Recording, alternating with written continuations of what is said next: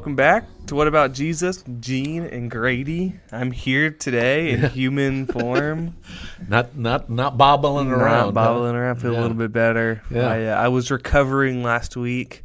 It's a long summer. Yes. Long summer, Gene. Yeah. Traveled. That's why I said last week. I'm not sure if he's going to be able to join us, but if you walked in, hey, we'd have gone with it. But you did pop in. That's I did. For sure. I was there. Yeah. Bobbed in. Yeah. Thanks to our great technician behind the scenes. Our producer crew. Yes. Yeah. High dollar.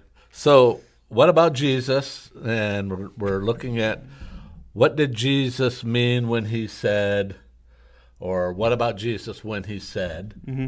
And so what is this week's? So we're looking at the calling of Matthew. Ooh, okay. Matthew 9, verses 9 through 12, and whenever he told Matthew, follow me. But here's a scripture. Matthew 9, 9 through 12. Okay. I'm reading out of the NIV. As Jesus went on from there, he saw a man named Matthew sitting at the tax collector's booth. Follow me, he told him, and Matthew got up and followed him. While Jesus was having dinner at Matthew's house, many tax collectors and sinners came and ate with him and his disciples. When the Pharisees saw this, they asked the disciples, "Why does your teacher eat with tax collectors and sinners?" On hearing this, Jesus said, "It is not the healthy who need a doctor, but the sick. But go and learn what this means. I desire mercy, not sacrifice, for I have not come to call the righteous, but sinners." Okay, so there's several hard sayings in this. The first one is follow me. Mm-hmm. I mean, now Matthew apparently knew something we didn't. So why do we today, as people, okay, not particularly Christians, but do we today find that phrase "follow me" hard to do? Not on Instagram.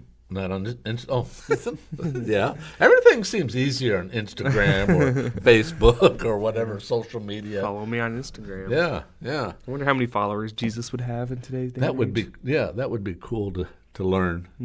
I think he would have a lot of likes, but true followers, I'm sure there would be millions of people saying, "Oh, I follow Jesus," but how many people pay for his like $5 a month subscription plan? Yeah. Real Christians. Yeah. So, which one of that was the first one that I thought of, but then you brought this up because of which sentence or statement were you kind of looking at? Well, follow me sets up the idea of, I guess, 12 and 13. Okay. It's easy to follow Jesus when you're healthy. Okay. Yeah. It's easy to follow Jesus when we're righteous. Okay. Not as much the other side, and that's not necessarily what Jesus is looking for. Right. And so that's what I wanted to talk about today, this idea of going to the doctor when you're sick, I guess. Okay. Yeah. So what do you think? Nowadays, at my age, I go to the doctor for well checkups. Okay. So I go to make sure I'm doing everything correctly. But here, I think Jesus is talking about something else. The Pharisees are all up in arms because he's eating with tax collectors and sinners. And so we have to understand what the word sinners mean, and that's just basically people who don't hold to the law as perfect as they do, as the Pharisees do. So that's why they're called sinners, because they're not Pharisees. So who's he talking to first, I guess, when he says, "Those who are well have no need of a physician, but those who are sick. Go and learn what this means. I desire mercy, not sacrifice, for I've come to call not the righteous, but sinners." So he's talking to who? Pharisees. So that's an interesting conversation to have with someone who thinks they're very righteous and very up on what the law is, and so they, in their minds, they're following the law to the letter. Yeah. And the so-called Messiah comes and say, "Hey, I'm not even looking for you." Yeah. So you're not, I guess, what I'm consumed of. But if they truly were righteous, yeah, they would already be followers of Jesus. Mm-hmm. And but I think he's looking at them and he's kind of telling them, you're so righteous, I'm not looking to you. Mm-hmm. I'm looking to those who really want to follow me. Mm-hmm. And so Matthew had a lot of friends. I mean, Matthew was a tax collector. Yeah. Okay. So how do you share this with your teens to help them understand? Well, I actually used this scripture just a couple weeks ago, and this idea of when you talk to your friends about Jesus, and we use this passage, and we use it in the idea of Matthew's a tax collector. Okay.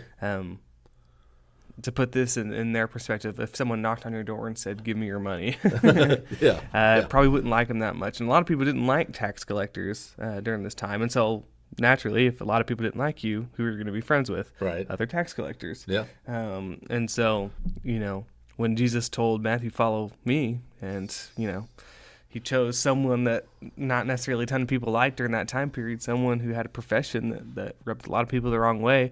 And a lot of people were not trustworthy in that profession.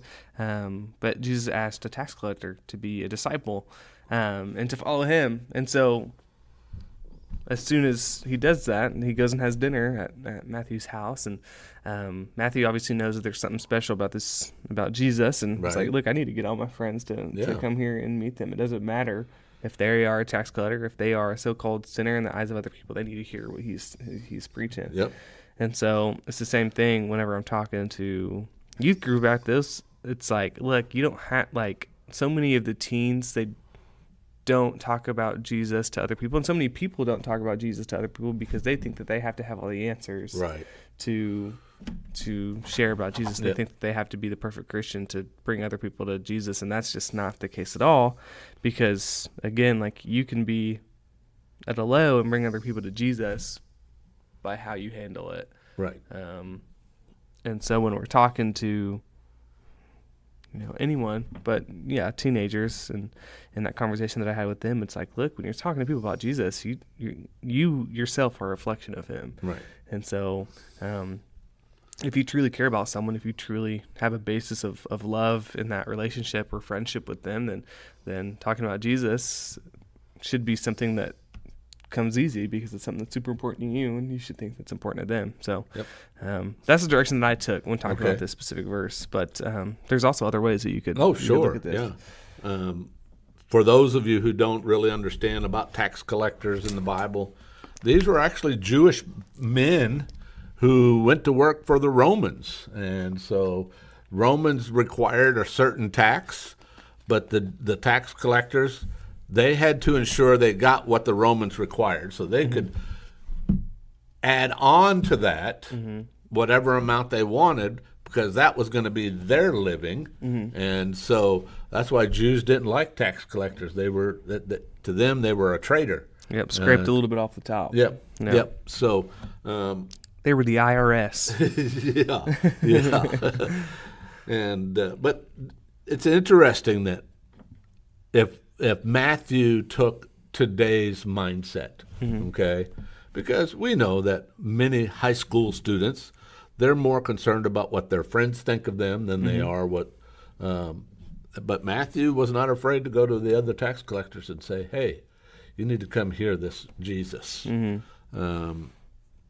There's something about him that I think we need," and so they joined him. So Yeah, it's a great example because more than likely Matthew was in that same boat. Matthew obviously is and just like the rest of us is a sinner, and maybe he was a tax collector that Jesus needed to bring other tax collectors, I guess. Yeah. And so maybe it's the same situation to one of you. Like, maybe you're the person that Jesus needs to bring the people around you to him. Exactly. And so if that's something that's pulling on your heart, Jesus called sinners to follow him, and he's calling you to do the same. So. Yeah, every situation that we face is a situation that God is testing our hearts to see, are we going to be truly children of his and followers of Jesus, or are we going to stick to our own guns and say, no, I'll do it next time? Yeah. So I encourage our viewers and listeners to really look over this text here in Matthew chapter 9 and imagine yourself as Matthew. What would you do? Yeah. And I mean, the Pharisees, they were considered the authority on the word, so I'm sure they were intimidating. Yeah. And they can intimidate people out of following Jesus. Yeah. We see that later on in the scriptures. But Matthew didn't fall for it. He stayed with. But try to imagine Matthew as the tax collector and he's joining the other disciples who were fishermen. I can only imagine the disgruntledness of Peter, James, and John, or Peter and Andrew, James, and John. Matthew probably just got on to them for not paying their taxes. Well, he brought Luke in as well. Yeah. To handle the heavy disagreements. Yeah. So, this one's a good one for us to really buckle down and make that decision before the situation comes up. When it's time to share Jesus, we need to be ready. Yeah. And realize we're not all righteous. We're not all healthy.